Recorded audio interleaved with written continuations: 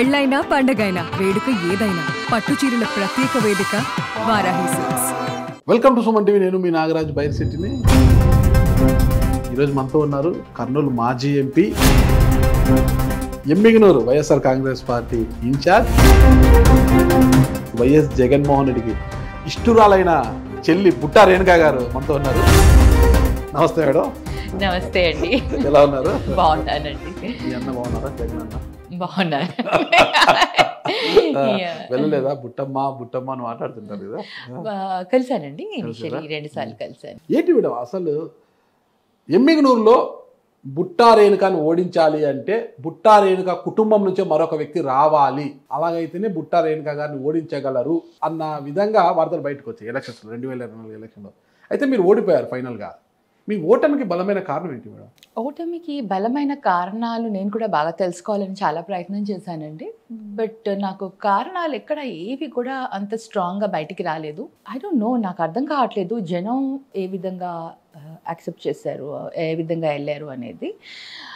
మొత్తం మీద చూసుకుంటే నాకు ఇంక్లూడింగ్ బ్యాలెట్ ఓట్స్తో సహా కలిపి నాకు 15,800 ఓట్స్ నాకు మైనస్ అయ్యాయి. అంటే వితిన్ 3.5 monthsలో నాకు టికెట్ కన్ఫర్మ్ అయిపోయాక నేను వెళ్ళిన, అంటే ఆ కాన్స్టిట్యున్సీ నాకు పరిచయమే, ఎందుకంటే ఎంపీగా ఉన్నప్పుడు that is one of my constituency. అయినా కూడా లోకల్ లీడర్స్ తోటి క్లోజ్నెస్ అనేది ఆ 3.5 monthsలోనే నేను చేసుకోగలిగాను. ఆ 3.5 monthsలో దగ్గరగా 90,000 ఓట్లు వచ్చాయి అంటే ఇట్స్ గుడ్. బట్ ఆ లిటిల్ పర్సంటేజ్ ఆఫ్ నేను ఓడిపోయిన దానికి రీజన్ మేబీ సూపర్ 6 అంతే అంటారా అని అనుకుంటున్నాను. చివరి నిమిషంలో ఎందుకు ప్రకటించాల్సి వచ్చింది? మీకన్నా ముందు ఇంకోరిని ప్రకటించి మళ్ళీ మార్చి లాస్ట్ మినిట్లో మిమ్మల్ని ప్రకటించారు, అదొక మైనస్ కాదంటారా? మైనస్ అయితే అవ్వలేదు, ఎందుకంటే నాకంటే ముందర ప్రకటించిన వ్యక్తి కంటే కూడా ఆమె స్ట్రాంగ్ క్యాండిడేట్ అని. ఓన్లీ థింగ్ ఏంటంటే చెన్నకేశవరెడ్డి గారు ఎమ్మెల్యే గారు పార్టీకి చాలా లాయల్గా ఉన్నారు, మీకు బాగా తెలుసు. వైఎస్ఆర్సీపీ పార్టీ పెట్టినప్పుడు కాంగ్రెస్లో రిజైన్ చేసి వచ్చారు. ఇవన్నీ కూడా దాంతో జగనన్న లాయల్టీకి ఇంపార్టెన్స్ ఇస్తారు. కాకపోతే ఆయన ఏజ్ పరంగా 85 years ఉండడం వల్ల జగనన్న ఆయనకి ఫస్ట్ ప్రయారిటీ ఇచ్చారు. మీరు ఎవరినన్నా తీసుకుని వస్తే మీకు అనుగుణంగా క్యాండిడేట్స్ని మేము అనౌన్స్ చేస్తామని చెప్పడం జరిగింది. ఆ అవకాశం ఇవ్వడం జరిగింది. దాంట్లో ఎమ్మిగనూరులో మళ్ళీ ఆ క్యాండిడేట్ని ఎవరినైతే అనౌన్స్ చేశారో సర్వేలో రిపోర్ట్స్ రాంగ్, ఎందుకు అంటే అంత పాజిటివ్గా రాకపోవడంతో మరి నన్ను అనౌన్స్ చేయడం జరిగింది. చెన్నకేశవరెడ్డి గారికి ఆ ఆప్షన్ ఇచ్చినప్పుడు ఆయన ఎందుకు మీ అభ్యర్థిత్వాన్ని కాకుండా ఇంకొకరిని ఆయన తెర మీద తీసుకొచ్చారు? That I should ask him only. ఫస్ట్లో ఎందుకు నా పేరు అనౌన్స్ చేయలేదు అనే దానికి నేను చెన్నకేశవరెడ్డి గారిని అడగాలండి. I don't know. మరి మీ అభ్యర్థిత్వానికే మద్దతు ఇవ్వని చెన్నకేశవరెడ్డి గారు ఫైనల్గా సర్వేలో రాలేదు కాబట్టి బుట్టమ్మ అయితేనే ఆడు గెలుస్తారని జగన్మోహన్ రెడ్డి గారు భావించి మళ్ళీ మిమ్మల్ని బరిలోకి దింపారు. అలాంటి మీకు చెన్నకేశవరెడ్డి గారు మనస్ఫూర్తిగా మద్దతు ప్రకటించారంటారా? ప్రకటించారండి. ఆల్వేస్ చెప్పండి.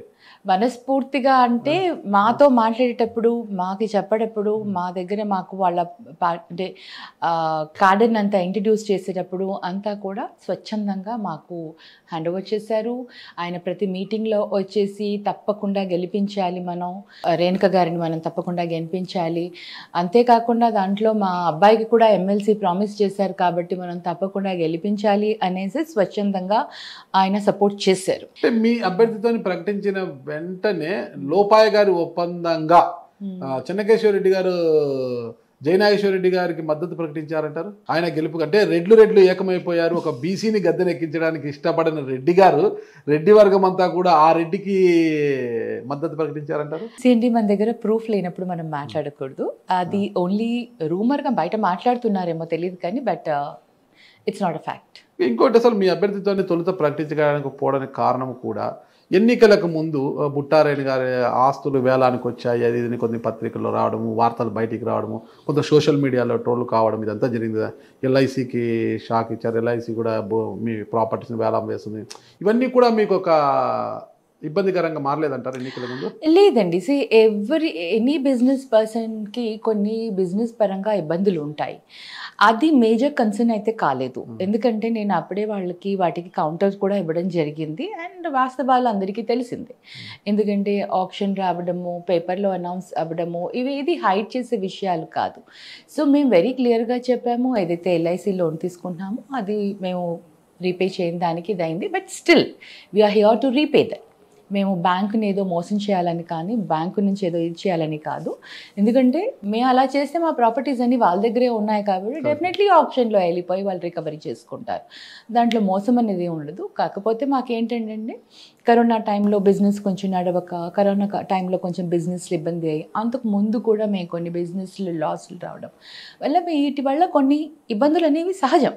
బిజినెస్ మ్యాన్కి ఎప్పుడు గ్రాఫ్ ఒకే విధంగా అప్ వెళ్ళదు. ఒక్కొక్కసారి డౌన్ కూడా వస్తుంది, మళ్ళీ అప్ వెళ్తుంది. This is very natural.